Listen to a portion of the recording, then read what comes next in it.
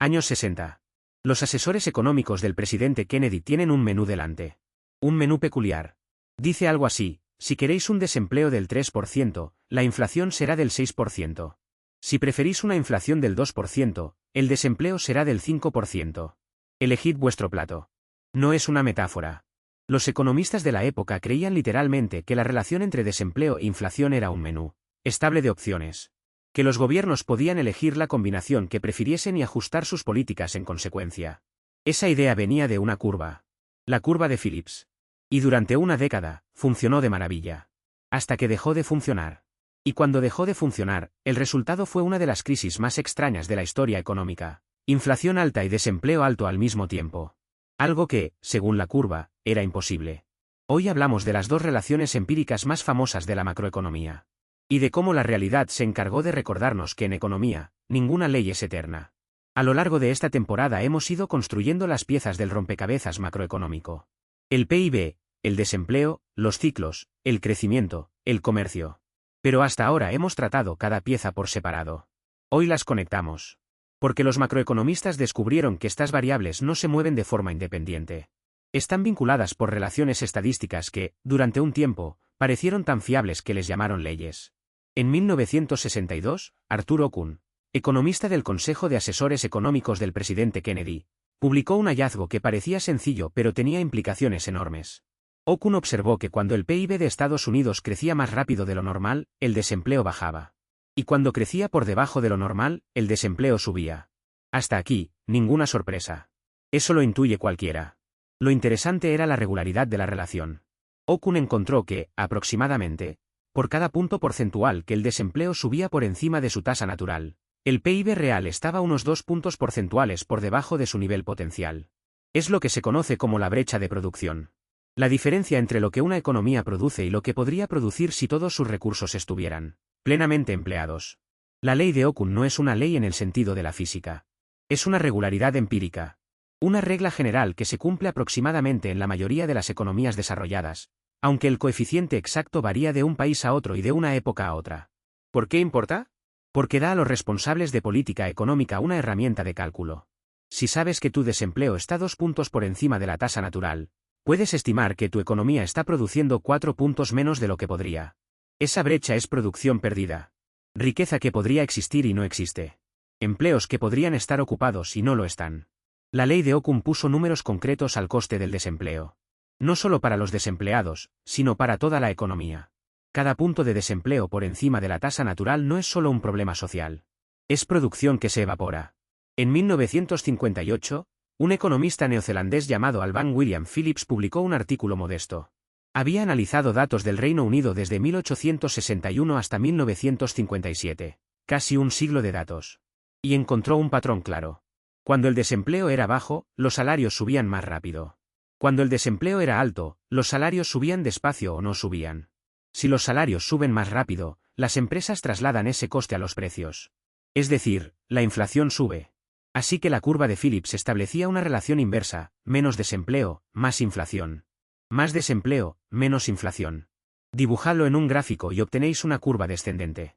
Con el desempleo en el eje horizontal y la inflación en el vertical. Eso es la curva de Phillips. La implicación política era irresistible. Si los gobiernos querían menos desempleo, podían estimular la economía, aceptando algo más de inflación.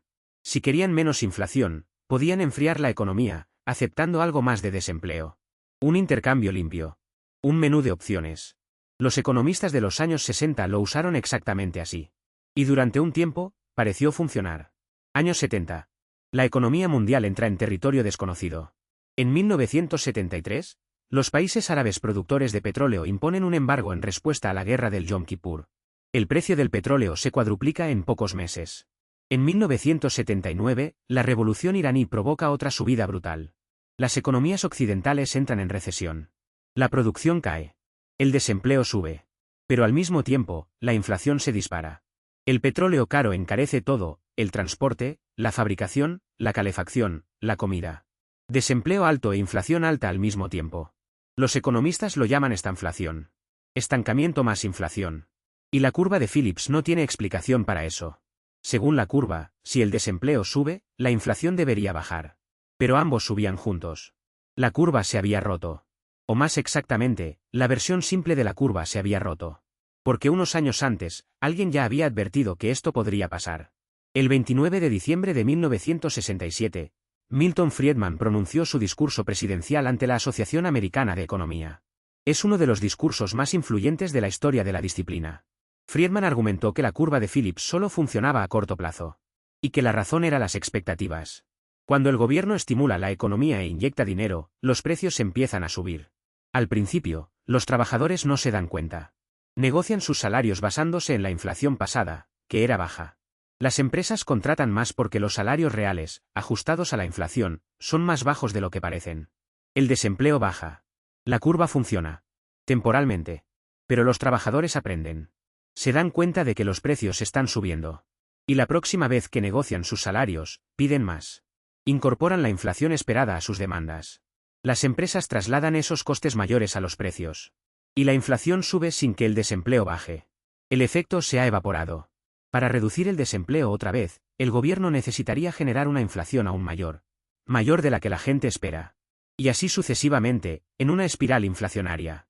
Friedman concluyó que la curva de Phillips a largo plazo es vertical. A largo plazo, no hay intercambio entre inflación y desempleo. La economía vuelve a su tasa natural de desempleo independientemente del nivel de inflación. Edmund Phelps, trabajando de forma independiente, llegó a la misma conclusión casi al mismo tiempo. Esta idea, la curva de Phillips aumentada por expectativas, transformó la macroeconomía. Friedman recibió el Nobel en 1976. Phelps en 2006. En parte, por este trabajo. De la curva de Phillips aumentada por expectativas nació otro concepto, la NAIRU. Son las siglas en inglés de tasa de desempleo no aceleradora de la inflación. La idea es que existe un nivel de desempleo por debajo del cual la inflación empieza a acelerarse. Si el desempleo cae por debajo de la NAIRU, la presión sobre los salarios es tan fuerte que la inflación sube de forma sostenida. Si el desempleo está por encima, la inflación tiende a moderarse. La NAIRU se convirtió en una referencia fundamental para los bancos centrales. Su trabajo, en la práctica, consiste en mantener el desempleo cerca de la NAIRU, lo suficientemente bajo para no desperdiciar recursos, pero no tan bajo como para desatar la inflación. Pero la NAIRU tiene un problema práctico serio. Nadie sabe exactamente cuál es. No es directamente observable. Se estima con modelos. Y las estimaciones cambian con el tiempo. En los años 90, muchos economistas pensaban que la NAIRU de Estados Unidos estaba alrededor del 6%. Luego el desempleo bajó por debajo de eso sin que la inflación despegara. Tuvieron que revisar sus estimaciones a la baja. Es como intentar seguir una diana que se mueve. Sabes que existe, pero no sabes exactamente dónde está.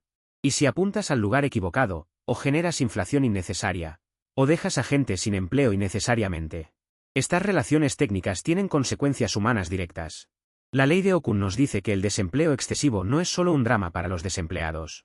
Es producción que la sociedad pierde para siempre. Hospitales que no se construyen. Investigaciones que no se hacen. Bienes que no se producen. Y la curva de Phillips nos recuerda que las decisiones de política económica implican intercambios dolorosos. Cuando un banco central sube los tipos de interés para frenar la inflación, sabe que eso puede costar empleos. Cuando un gobierno estimula la economía para crear empleo, sabe que puede generar inflación que erosiona el poder adquisitivo de todos. No hay opciones fáciles. Cada decisión beneficia a unos y perjudica a otros. Los jubilados con ahorros fijos sufren la inflación. Los jóvenes que buscan empleo sufren las políticas antiinflacionarias que enfrían la economía. La macroeconomía no es un ejercicio académico. Es la arena donde se toman decisiones que afectan a millones de personas. Y entender los mecanismos, con sus fortalezas y sus límites, es la única forma de evaluar si esas decisiones tienen sentido. Las ideas clave de este episodio. Primero, la ley de Okun vincula desempleo y producción. Por cada punto de desempleo por encima de la tasa natural, la economía pierde aproximadamente 2 puntos de PIB potencial. Segundo, la curva de Phillips vincula desempleo e inflación. A corto plazo, menos desempleo implica más inflación. A largo plazo, según Friedman y Phelps, esa relación se desvanece. Tercero, la estanflación de los años 70 destruyó la versión simple de la curva de Phillips. La incorporación de las expectativas de inflación explicó por qué, cuando la gente anticipa la inflación, el intercambio deja de funcionar. Cuarto, la NAIRU es el nivel de desempleo compatible con una inflación estable. Los bancos centrales la usan como referencia, pero nadie sabe con precisión cuál es. Tanto la ley de Okun como la curva de Phillips dependen del PIB como medida del éxito económico. Pero ¿y si el PIB en sí mismo es el objetivo equivocado? ¿Y si una economía puede crecer mientras la gente es más infeliz, está más enferma y es más desigual? En nuestro último episodio de esta temporada, preguntamos, ¿qué es lo que el PIB no mide? Y sobre todo, ¿importa?